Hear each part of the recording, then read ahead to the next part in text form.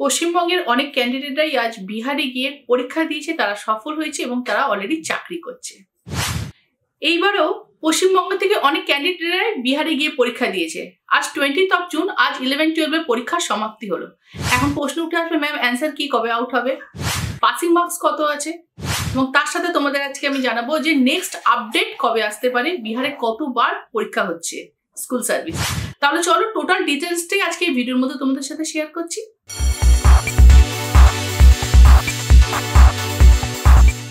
Hello everyone, welcome to a new video. আমি দীপিকা। কেমন আছো তোমরা? আশা করি তোমরা ভালো আছো, আমিও ভালো আছি।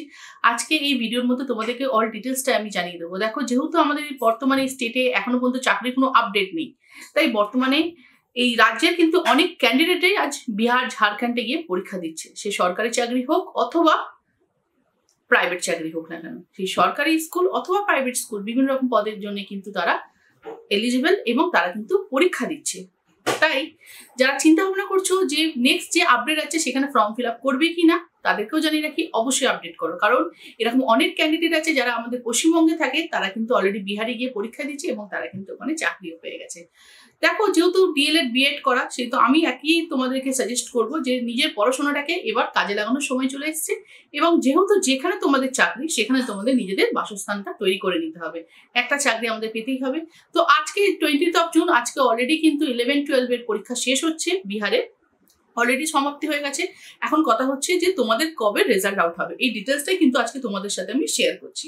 দেখো, যে ডেটা আমি রিসিভ করেছি গুগল থেকে, সেই ডেটা অনুসারে দেখো আমি তোমাদের জানাচ্ছি যে অলরেডি যেটা স্টেট হয়েছিল সেপ্টেম্বরের 2023-তে যেই ডেটটা হয়েছিল, সেই স্টেটে 15 থেকে 18 সেপ্টেম্বরের মধ্যে পরীক্ষা শেষ হয়ে গেছিল।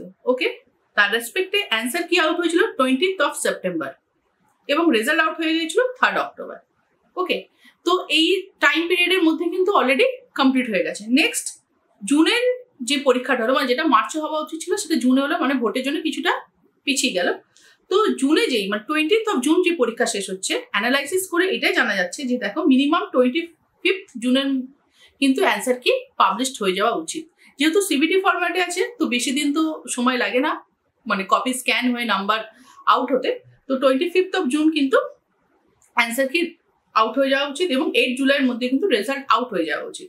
কিন্তু যদি কোনো রকম ভাবে লেট মানে যদি হয়, ঠিক আছে, যদি ভাবো 1-2 মাস যদি লেট হয়, তাহলে কিন্তু সেটা এটাই হতে পারে যে ধরে নাও অ্যান্সার কিটা যেটা আমি তোমাদের বলছি 25th জুন আউট হবে, সেটা ধরে নাও হয়তো 30th জুন আউট হচ্ছে, অথবা তোমাদের 10th জুলাইয়ের মধ্যে অ্যান্সার কি আউট হয়ে যাবে। এবং তোমাদের এটা কনফার্ম আমি বলছি যে কামিং মান্থে তোমাদের অলরেডি 30th জুলাইয়ের মধ্যেই কিন্তু তোমাদের টোটাল রেজাল্ট আউটটা হয়ে যাবে।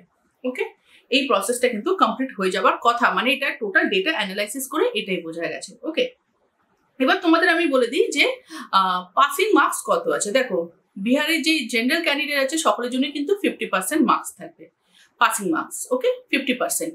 এবং বিহার রাজ্যে আদার স্টেট থেকে যারা পরীক্ষা দিতে গেছে তাদের সকলের ক্ষেত্রে, মানে তারা যে কোনো ক্যাটাগরি বিলং করুক না কেন, এসসি এসটি ওবিসি, তাদের সকলের ক্ষেত্রে কিন্তু একই পাসিং মার্কস থাকবে। জেনারেল ক্যান্ডিডেট হিসেবে তাদেরকে ধরা হবে, তাদেরও কিন্তু 50%ই কিন্তু তাদের থাকবে পাসিং মার্কস, 50%। ওকে, এবং তারপর বলছি যারা বিহারে, যারা ভাবো এসসি এসটি এরকম বিভিন্ন রকম ব্যাকওয়ার্ড কাস্ট বিলং করে, তাদের ক্ষেত্রে কিন্তু 45% এরকম পাসিং মার্কস কিন্তু থাকে। ওকে, এটা কিন্তু ডেটাটা দেখলেই কিন্তু তোমরা জানতে পারবে।